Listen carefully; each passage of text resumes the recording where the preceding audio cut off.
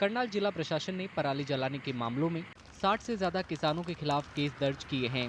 नियमों को तोड़ने पर इन किसानों के खिलाफ जुर्माना भी लगाया गया है।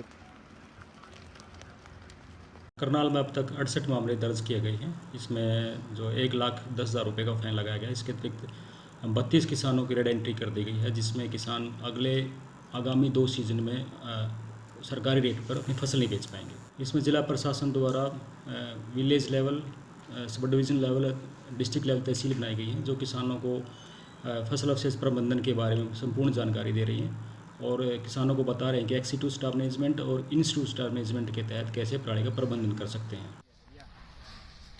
हरियाणा के फतेहाबाद जिले में भी पराली जलाने वाले किसानों पर भी एफआईआर दर्ज की जा रही है।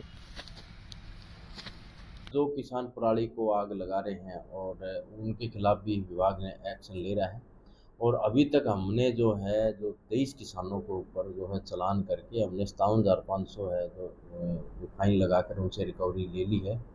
और इसके साथ साथ हमने अभी तक जो 4 किसान हैं उनके खिलाफ एफआईआर भी जो दर्ज की है और ताकि जो किसान है जो और भी किसान है वो इस महत्वपूर्ण कार्य को देखते हुए और इसमें आग ना लगाए।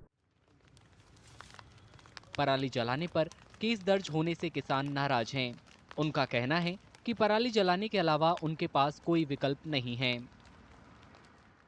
कार्रवाई तो बिल्कुल गलत है जी। इसका समाधान सरकार को जो रोलर बेलर है वो बहुत कम है, मिनिमम भी नहीं है, जो थोड़े ही किसानों का काम कर सके। उनकी संख्या बढ़नी चाहिए, गांठें बढ़नी चाहिए। किसान पराली जला के खुश नहीं है, लेकिन जब तक उसकी बेलन नहीं बढ़ेंगी तब तक किसान के पास कोई समाधान भी उसका नहीं है। या तो सरकार उसका कोई समाधान दे, किसान के पास इतने संसाधन नहीं है कि उसका हल अपने आप कर सको। जो किसान के बारे में देखा जाए उसकी मजबूरी है पराली फूकना। अगर पराली ना फूकी जाए तो कम से कम 5-7 हज़ार रुपये किसान का बहुत नुकसान होता, खेती नहीं समझता, अगली फसल ही नहीं होती। इसका तो सरकार कोई समाधान निकाले या पराली की खुद जिम्मेवारी नहीं निकालने किसान की अपनी खुद मजबूरी है। किसान को 75-80 हज़ार में ठेका देना पड़ेगा, गरीब किसान को 50,000 की जीरी नहीं निकलती खेत में, 35-40 तो कहाँ जाएगा सर, आप ही बताइए। किसानों का कहना है कि सरकार को केस दर्ज करने के बजाय पराली को ठिकाने लगाने में उनकी मदद करनी चाहिए। मैं आपके माध्यम से सरकार को एक बात पहुंचाना चाहता हूं, कार्रवाई तो बिल्कुल गलत है। किसान पहले ही मरा पड़ा है, कुछ भी मतलब बचत नहीं हो रही, सब ऐसे ही जा रहा है। इसका कोई उचित समाधान किया जाए कि चाहे गांव के सरपंचों को ट्रैक्टर लेके दिए जाएं, ये जो बेल बनाने वाले हैं या जो भी है, और उसके तहत ये कबाड़ा पराली जो अवशेष है ये बाहर निकाला जाए।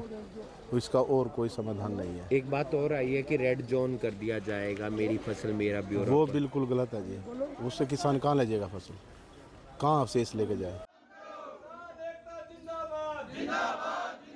अंबाला में किसान यूनियन के कार्यकर्ताओं ने प्रदर्शन किया और किसानों पर दर्ज एफआईआर वापस लेने की मांग की। प्रदर्शनकारी किसानों ने ये भी कहा है कि उन्हें प्रदूषण का जिम्मेदार ठहराया जा रहा है, जबकि औरों को छूट दी जा रही है। पराली अवशेषों का जो पोल्यूशन की बात सरकार की रिपोर्ट कहती है अभी 8% होता है। 92% फैक्ट्रियां हैं, इंडस्ट्री है, अनेकों संसाधन है जो यातायात के उनसे होता है। लेकिन हम सारा साल अपने खेत के अंदर वृक्ष लगाकर हरी खेती उगाकर पोल्यूशन को काम करने का काम करते हैं। उसके लिए भी हमारे को कार्बन क्रेडिट का जो वो बोलते हैं मुआवजा दिया जाना चाहिए। जो गवर्नमेंट है, क्या वो जो पोल्यूशन 52% पोल्यूशन है जो लोग और फैक्ट्रियों से होता है, धुएं से, पानी का पोल्यूशन है, जो अभी पीछे दशहरा चला गया, जो पटाखे वगैरह चलाते हैं, अभी दिवाली पे जो पटाखे चलेंगे, तो इनका प्रदूषण है, उसके ऊपर तो एफआईआर दर्ज होती नहीं। सिर्फ किसान ही नजर आता है जिसको एफआईआर दर्ज करने के लिए। दिल्ली में हवा की खराबी के लिए अक्सर हरियाणा और पंजाब में पराली जलाने को जिम्मेदार ठहराया जाता है। खासकर अक्टूबर और नवंबर में फसल कटने के बाद दिल्ली की हवा खराब होने लगती है।